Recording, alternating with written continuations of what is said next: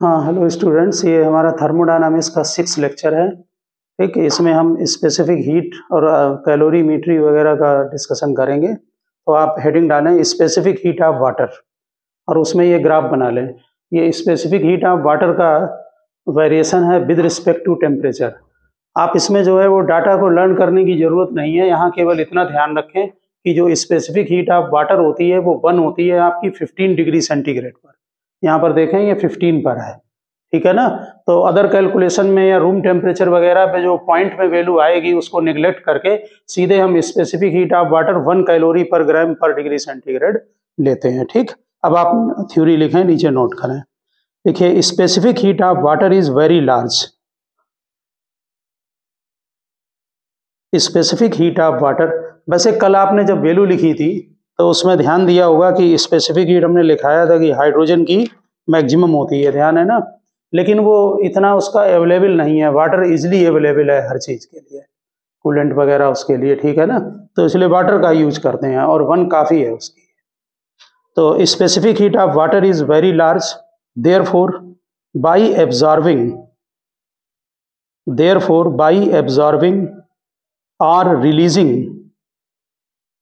By absorbing or releasing large amount of heat. Specific heat of water is very large, therefore by absorbing or releasing large amount of heat, temperature of water changes by small amount.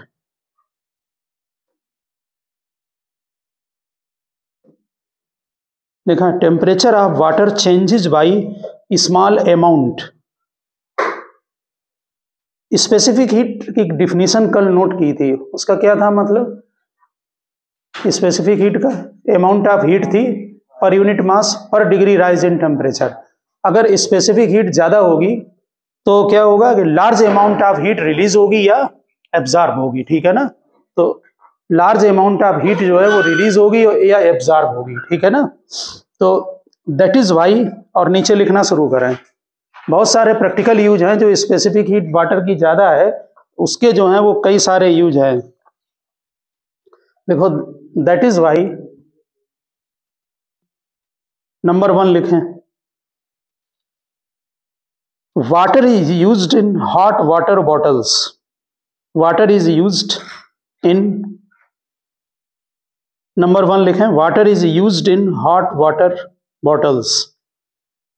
आपने देखा होगा कि सिकाई के लिए use करते हैं, ठीक है ना, क्योंकि वो ज़्यादा हीट को एब्जॉर्ब और रिलीज करता है। सब जगह इससे रिलेटेड कोई आए तो ये लिख देना, लार्ज अमाउंट ऑफ होती है स्पेसिफिक हीट वाटर की, ये 1 होती है, ठीक है ना, calorie per gram per degree centigrade. Second point, used as a coolant in radiator.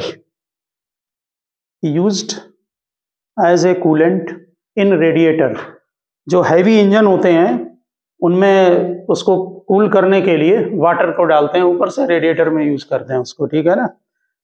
Third point, कल भी हमने ये थर्ड पॉइंट के बारे में बताया था, farmer fill water in their crop. Farmer fill water in their crop fields. Farmer fill water in their crop fields to protect plants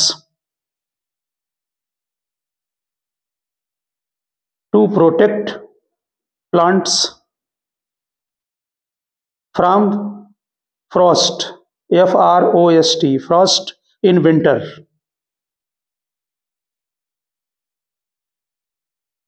तो कल आपने पढ़ा था ना उसमें कि वाटर जो है वो फ्रीज हो जाता है उसकी वेंस में, प्लांट वगैरह में, तो उसके लिए क्या करते हैं, वाटर जब उसमें फिलअप कर देंगे तो वो हीट एब्जॉर्ब कर लेगा, आपके जो प्लांट हैं वो सेफ रहेंगे।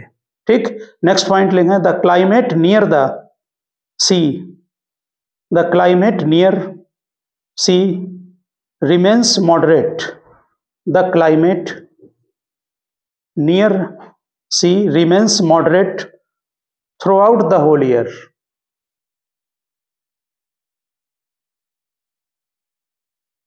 Throughout the whole year. Last point, in coastal areas temperature difference, in coastal areas temperature difference between day and night is small. In coastal areas temperature difference between day and night is small.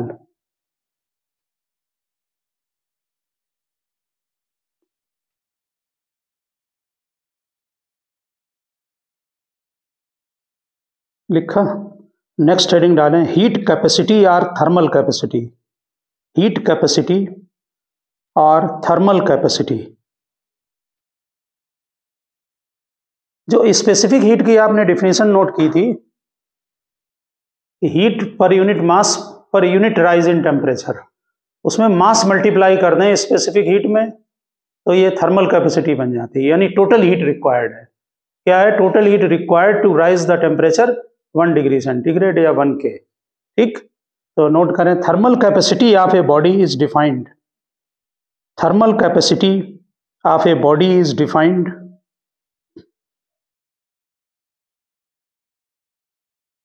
as the amount of heat required. Thermal capacity of body is defined as the amount of heat required to rise the temperature. Thermal capacity of a body is defined as the amount of heat required to rise the temperature of the whole body through 1 degree centigrade or 1 K. Through 1 degree centigrade or 1 K। लिखा। तो आपको formula मालूम है, आप direct लिख लें। क्या होता है फार्मूला डेल्टा क्यू का? Delta Q is equal to M C delta T. इसमें जो एम और सी है दोनों को अगर मिला दें तो ये थर्मल कैपेसिटी है। ठीक, तो अगर डेल्टा टी को आप 1 रख दें तो delta Q is equal to M into C होगा। लिख दीजिए, delta Q is equal to M C delta T. If delta T is equal to 1, delta Q is equal to M C. इसी को थर्मल कैपेसिटी बोलते हैं।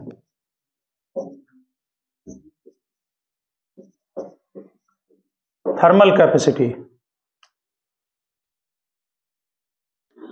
आप समझ गए होंगे। सी जो है वो पर यूनिट मास है। अगर सी में मास को मल्टीप्लाई कर दें तो वो थर्मल कैपेसिटी बन जाएगी किसी बॉडी की, यानी टोटल कितनी हीट रिक्वायर्ड है। ठीक है, किसी भी बॉडी को टोटल हीट कितनी रिक्वायर्ड है 1 डिग्री सेंटीग्रेड टेम्परेचर को राइज करने के लिए। ठीक है ना, समझ गए होंगे बात। नेक्स्ट लिखें लाइन में, hence thermal capacity of a body, hence thermal capacity of a body is the product of, hence thermal capacity of a body is the product of mass and specific heat of the body. Thermal capacity of the body is the product of mass and specific heat of the body. Unit क्या होगी? Unit बोलो। हाँ, calorie per degree centigrade. ठीक है ना, unit calorie per degree centigrade या joule पर के। जनरली जब ये जूल में लिखते हैं तो के लगाते हैं, कैलोरी में लिखेंगे तो सेंटीग्रेड लगाते हैं। जूल पर के। नेक्स्ट लिखें वाटर इक्विवेलेंट, वाटर इक्विवेलेंट।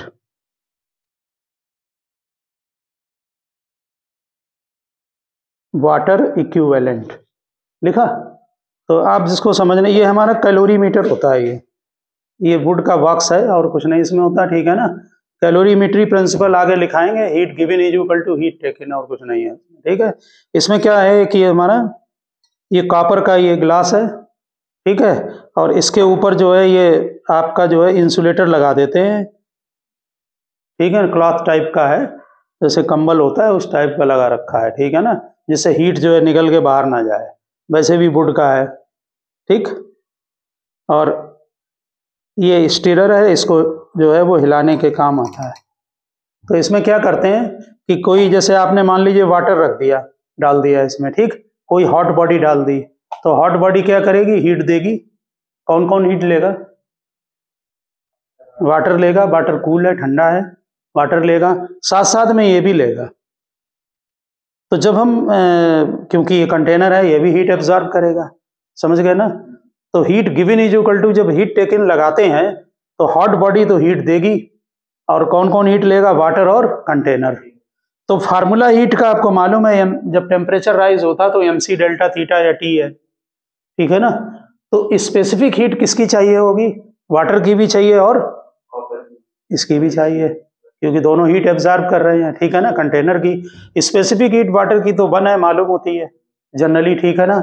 तो क्या करते हैं कि न्यूमेरिकल में इसकी वैल्यू नहीं देते हैं, स्पेसिफिक हीट की, समझने की कोशिश करना, इसकी नहीं देंगे वैल्यू। क्या करते हैं, इसकी जगह वाटर इक्विवेलेंट लिख देते हैं। उसका मतलब ये होता है कि अगर इसकी जगह वाटर इक्विवेलेंट केजी या ग्राम में होता है कि इतने ग्राम हम वाटर लें तो वो सेम हीट एब्जॉर्ब करेगा जितना ये करेगा, समझने की कोशिश कर, समझ गए ना बात। तो क्या करते हैं, सीधे सीधे वाटर के मास में वो वाटर इक्विवेलेंट जो दिया होता है वो मास ऐड कर देते हैं, ठीक है ना, और फिर सीधे mc डेल्टा टी लगा देते हैं, समझ गए ना। उसको वाटर इक्विवेलेंट बोलते हैं, ठीक। कंटेनर की बजाय ये कंटेनर कुछ हीट लेगा, मान लो इसने 10 कैलोरी हीट ली, उसकी जगह वाटर कितना अमाउंट हो कि वो 10 कैलोरी हीट लेगा, तो वो अमाउंट ऑफ वाटर जो है वो वाटर इक्विवेलेंट है। हमें क्वेश्चन में इसको लिखने की जरूरत, इसके स्पेसिफिक हीट की जरूरत नहीं पड़ती है, समझ गए ना। सीधे सीधे ये है कि जो तुम्हें वाटर इक्विवेलेंट दिया हो उसे वाटर के मास में ऐड कर दें और न्यूमेरिकल लगा लें, समझ गए ना, इक्विवेलेंट की जरूरत नहीं है। नहीं, वो तो, अरे हीट गिवन और टेकन आप नहीं जानते। टेम्परेचर राइज होगा किसी चीज का तो वो वाटर, अगर किसी चीज का टेम्परेचर ज्यादा है, उससे कम टेम्परेचर वाले को टच में लाओगे तो ज्यादा वाला कम वाले को टेम्परेचर हीट देगा। अब वहां खुद ही देख लो, हीट देगा या लेगा वो। अगर आपने मान लीजिए कोई वाटर का टेम्परेचर ज्यादा है, उसमें कोई कूल चीज डाल दी, उससे कम टेम्परेचर की, तो वाटर देने लगेगा, उसमें क्या problem.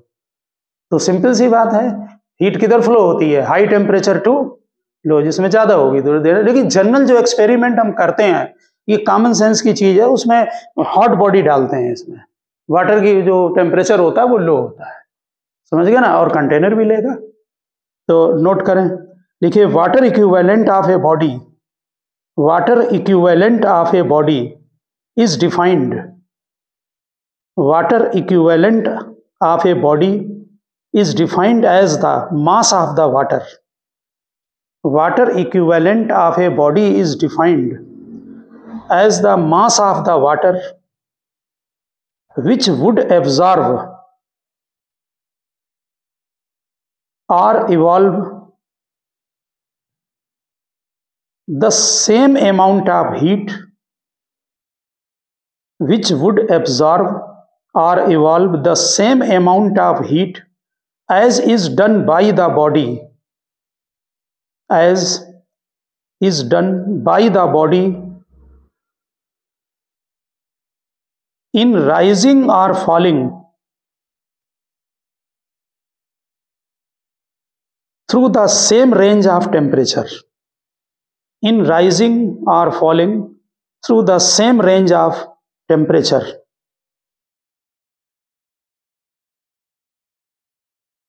It is represented by W से लिखते हैं sir, it is represented by W। Unit क्या होगी वाटर इक्विवेलेंट की, अभी तो बताई थी, ग्राम या केजी। नेक्स्ट पैरा में लिखें, to raise the temperature of, to rise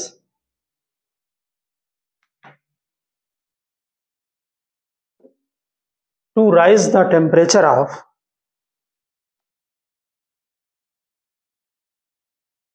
m gram body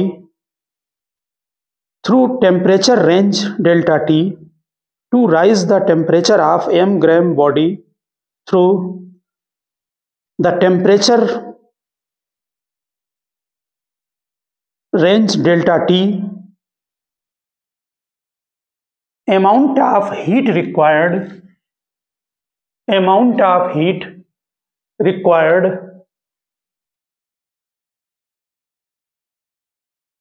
क्या है formula, delta Q is equal to M C delta T. आपने लिखा है ऊपर लाइन में कि m ग्राम मास की बॉडी का डेल्टा टी टेम्परेचर राइज करने के लिए हीट रिक्वायर्ड, तो delta Q is equal to M C delta T. C आपको मालूम है स्पेसिफिक हीट है, लिखिए the body,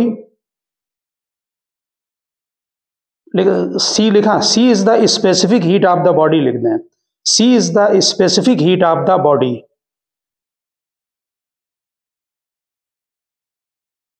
same amount of heat is required to raise the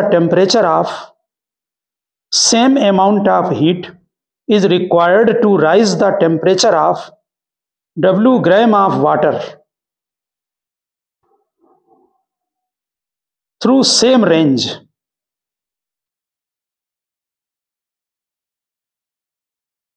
delta T.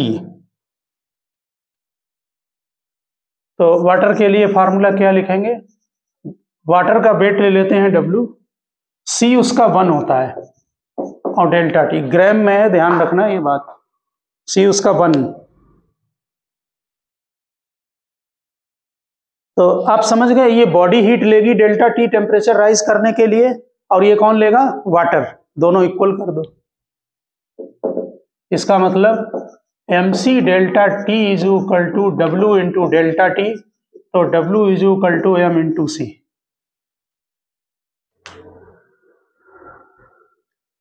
इसकी यूनिट क्या किस में आएगी, ग्राम में,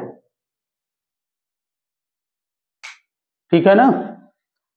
ये इसलिए आ रही है, वहां सी की वैल्यू वहां रख रखी है, आपने 1 ले ली है डायरेक्ट यहां पर। अब एक बात बताओ, अभी एम इंटू सी एक और फार्मूला लिख चुके हो इसके पहले, इसका था हीट कैपेसिटी या थर्मल कैपेसिटी का। दोनों अलग अलग फिजिकल क्वांटिटी हैं, दोनों की यूनिट अलग है, न्यूमेरिकल वैल्यू सेम है, ठीक, नोट कर दो। बहुत छोटी छोटी चीजें हैं, ध्यान रखना। Water equivalent of a body is equal to, water equivalent of the body is equal to thermal capacity of the body।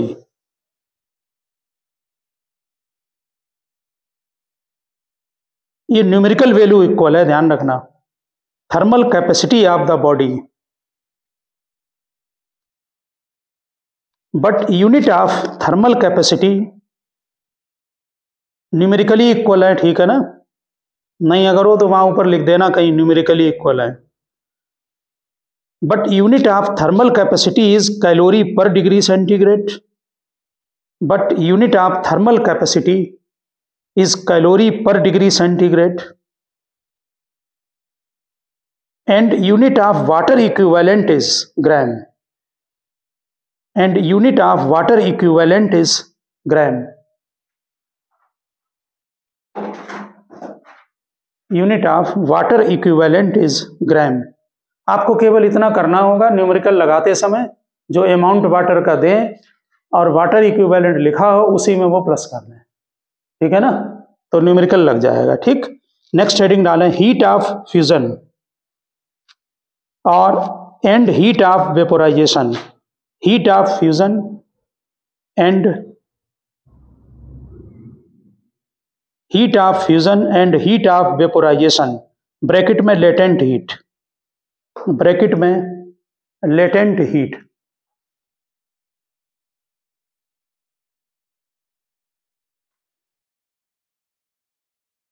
इसका भी एक्सपेरिमेंट करके शो करते हैं। आपको मालूम होगा जब स्टेट चेंज होती है तो जो आप हीट देते हो, जैसे आइस है, तो आइस को जो मान लीजिए जब वाटर में कन्वर्ट होगा उस समय अगर उसका टेम्परेचर मेजरमेंट करें तो वो 0 डिग्री ही आएगा, समझ गए ना। उस समय जो हीट दे रहे हैं, क्या करते हैं कि जैसे किसी कंटेनर में, यही है इसमें कर सकते हैं एक्सपेरिमेंट, आप कंटेनर में वाटर ले लें और आइस डाल दें, थर्मोमीटर लगा दो, ठीक, और उसको लेकिन हीट देनी पड़ेगी, हीट देना स्टार्ट करें सिस्टम में किसी, ठीक है ना, कंटेनर में, और थर्मामीटर लगाएं, टेम्परेचर कांस्टेंट रहता है, कहाँ जाती हीट है?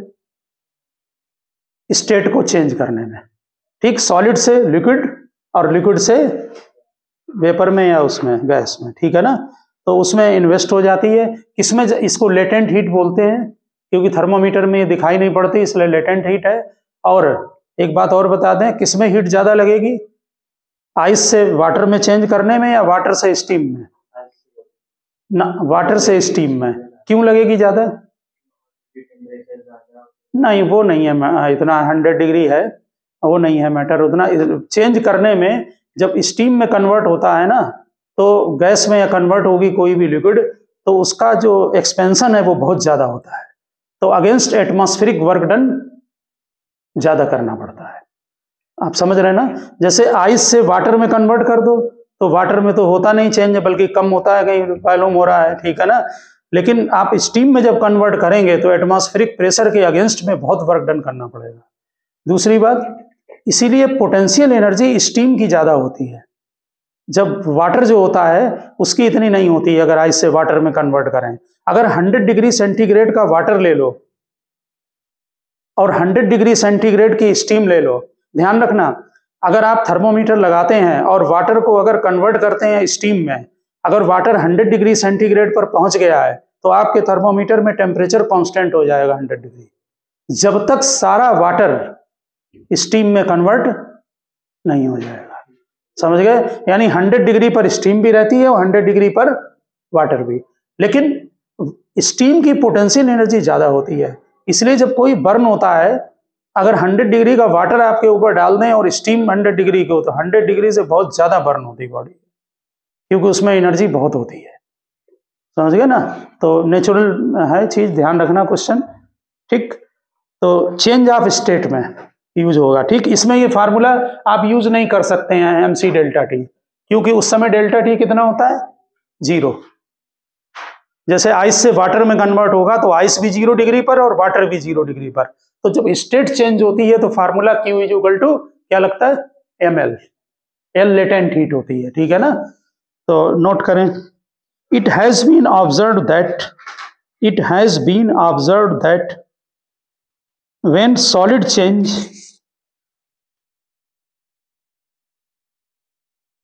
it has been observed that when solid change into liquid state,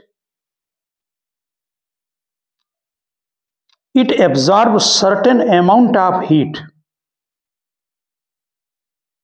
It absorbs certain amount of heat. It has been observed that when solid change into liquid state, it absorbs certain amount of heat, but still does not show any rise in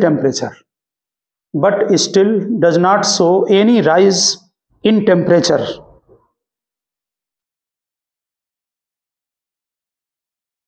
ठीक है, कोई भी temperature rise नहीं होगा। Similarly,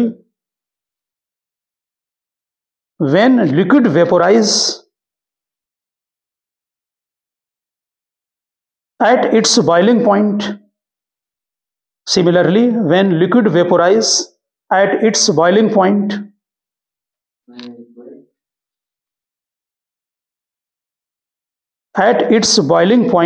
it absorbs certain amount of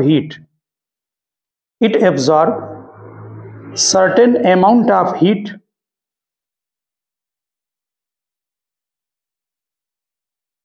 But it does not show any rise in temperature. अब next line में लिखना, if delta Q is a amount of heat required, if delta Q amount of heat is required to change the state, if delta Q amount of heat is required to change the state of substance of mass m, then delta Q is equal to ml. मास के proportional है, L constant है, L is called latent heat, और natural है कि formula में L जो है वो डेल्टा Q अपॉन m होगा। अगर मास 1 kg ले लें, यानी heat required to state the change 1 kg या 1 ग्राम। देखिए, amount of heat energy added per unit mass, amount of heat energy added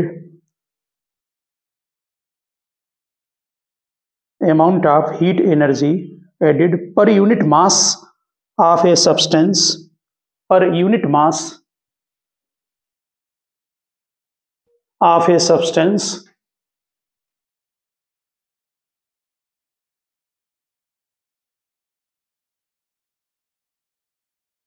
during its change of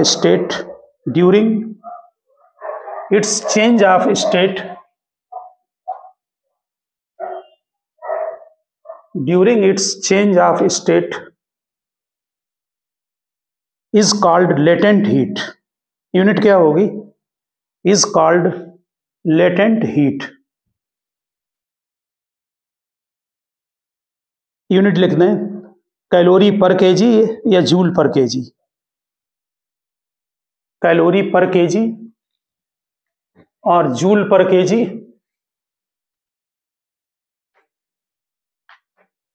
लिखा, नीचे दोनों वैल्यू नोट कर दें। Latent heat of fusion of ice, और learn भी रखना है इनको।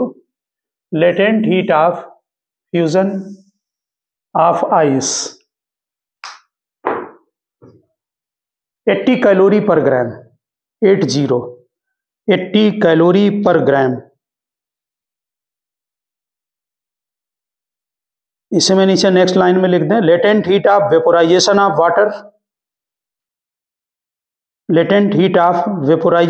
वाटर 540 कैलोरी पर ग्राम, 540 कैलोरी पर ग्राम।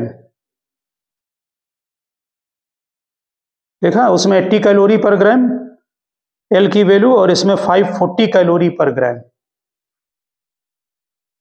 अब आप हेडिंग डाल दें हीटिंग कर्व।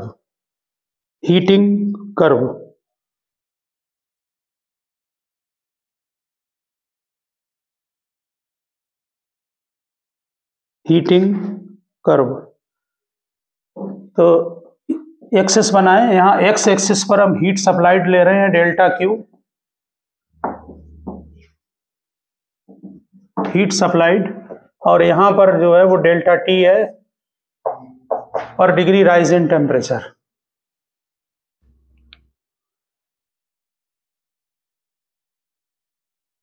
तो वाटर होगा तो सॉलिड में आइस हो जाएगा, नहीं तो सॉलिड स्टेट रहेगी, ठीक है ना।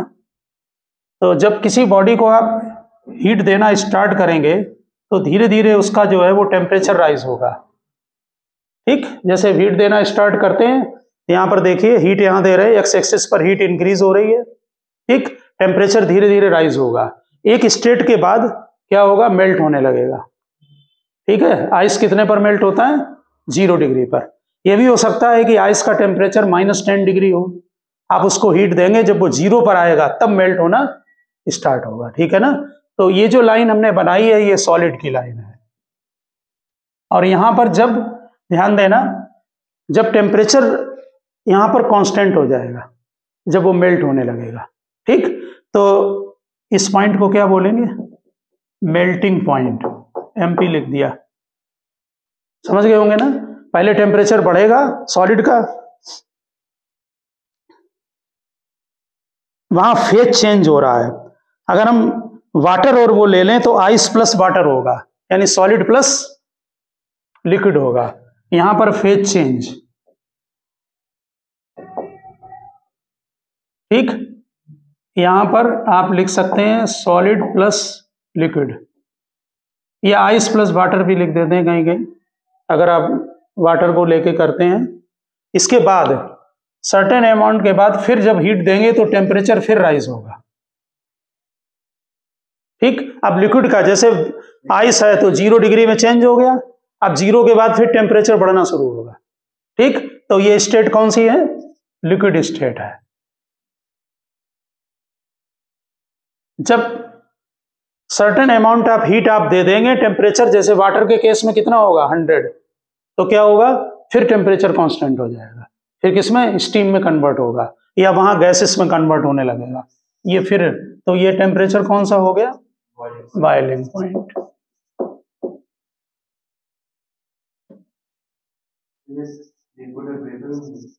लिक्विड प्लस गैस लिख दो, वाटर में वेपर यूज कर लेते हैं, वाटर प्लस वेपर लिख देना वाटर का, अगर वाटर का आ जाए एग्जाम में बनाने को तो वो लिख देना। इसके बाद जो है वो गैस या स्टीम में कन्वर्ट हो जाएगा, और अगर टेम्परेचर देते हैं तो फिर जो है वो बॉइलिंग होने के बाद फिर स्टीम में कन्वर्ट होने लगेगा। ठीक है ना, तो ये स्टीम हो जाएगी, स्टीम या गैस लिख दें यहां पर।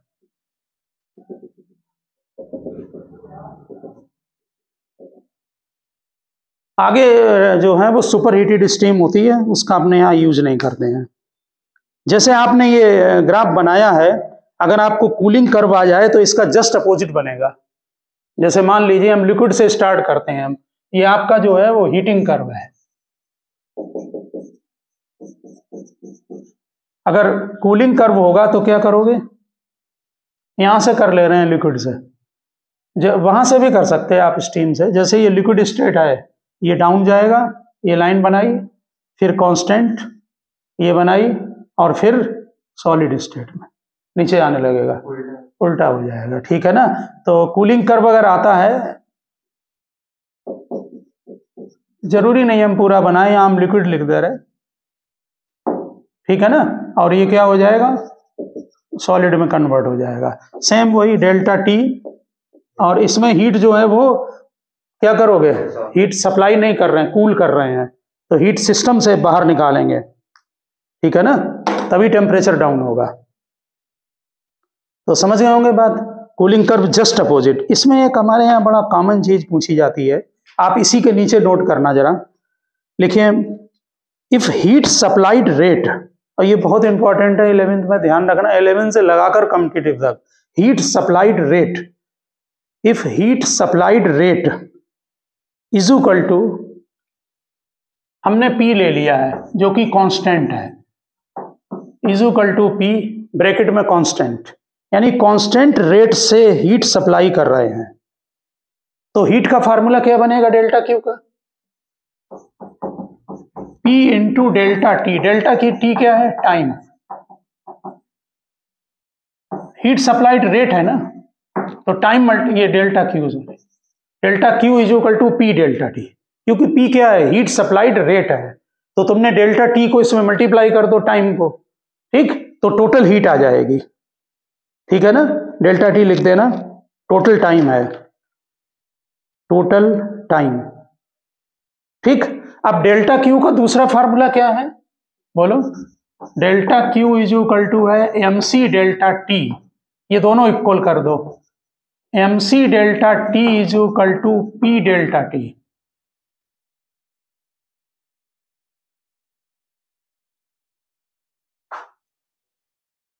जरा ध्यान दें, तुम्हारे यहाँ ये जो कर्व दिए जाते हैं, जैसे ये कर्व दिया गया है, ये क्या है? Temperature versus heat supplied. यहां पर अगर हम टेम्परेचर वर्सेस टाइम प्लॉट करें तो यही ग्राफ बनेगा, क्योंकि टाइम जैसे जैसे हीट दे रहे हैं, लेकिन हम टेम्परेचर वर्सेस टाइम, टाइम जैसे जैसे इंक्रीज होगा टेम्परेचर इंक्रीज होगा, फिर कांस्टेंट हो जाएगा, फिर टेम्परेचर इंक्रीज होगा। आ रही बात समझ में? तो ये जो ग्राफ आपने बनाया है हीट सप्लाइड, ये आप टाइम का भी ग्राफ यही बनेगा, आप दूसरा ना बना के इसी में लिख देना, R करके टाइम कर दो, ठीक है, टाइम का भी यही ग्राफ बनेगा। अब जरा अगर टाइम का ये ग्राफ बनता है तो इसका स्लोप क्या देगा जरा बताएं? डेल्टा टी अपान, ये डेल्टा टी टेम्परेचर है, यहां पर हम कैपिटल टी लिख लेंगे, हमने वहां कैपिटल टी लिख दिया है, ठीक है ना, नहीं तो स्मॉल टी भी है ना टाइम, ठीक, तो क्या बनेगा? Delta T upon small delta T, बनेगा ना। स्लोप होता है परपेंडिकुलर अपॉन बेस, सीधे सीधे। तो यहां से जरा निकालें स्लोप क्या होगा। स्लोप होगा delta T upon small T. जरा यहां से देखना क्या बनेगा, delta T upon small T, P upon M into C. इसका मतलब है कि slope inversely proportional to C होगा। पी कांस्टेंट है, मास कांस्टेंट है। अरे ये हीट तो डेल्टा क्यू दोनों इक्वल करो ना, ये फार्मूला है।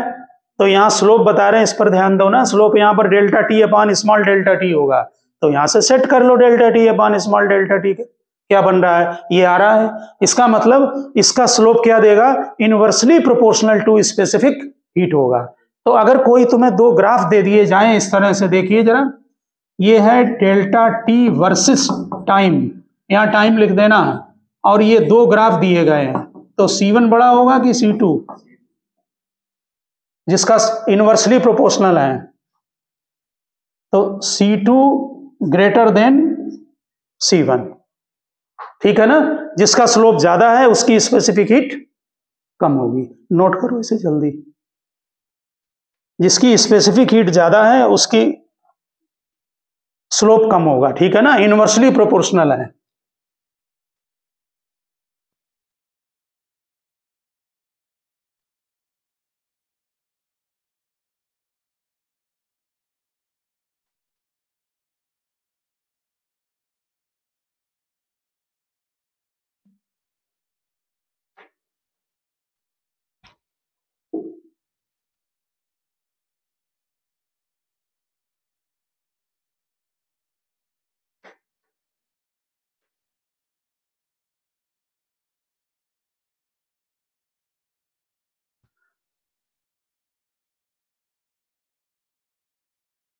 ठीक, एक और फार्मूला था स्टेट चेंज का, वो क्या था, ये तुम्हारा हुआ स्पेसिफिक हीट के लिए, फॉर स्टेट चेंज।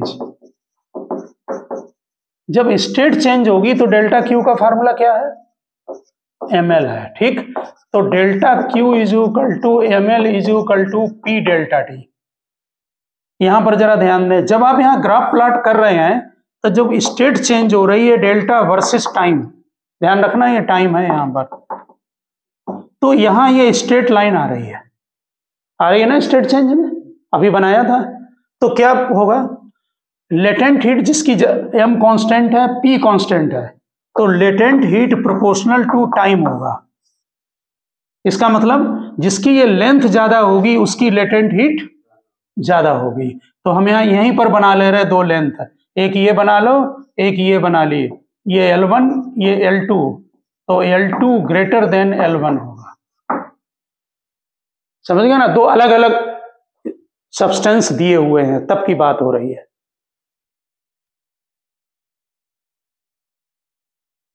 तो बहुत छोटा क्वेश्चन है, यहां स्लोप से चेक कर लेंगे और यहां पर जो है आप इसको टाइम के उससे चेंज कर लेंगे आप।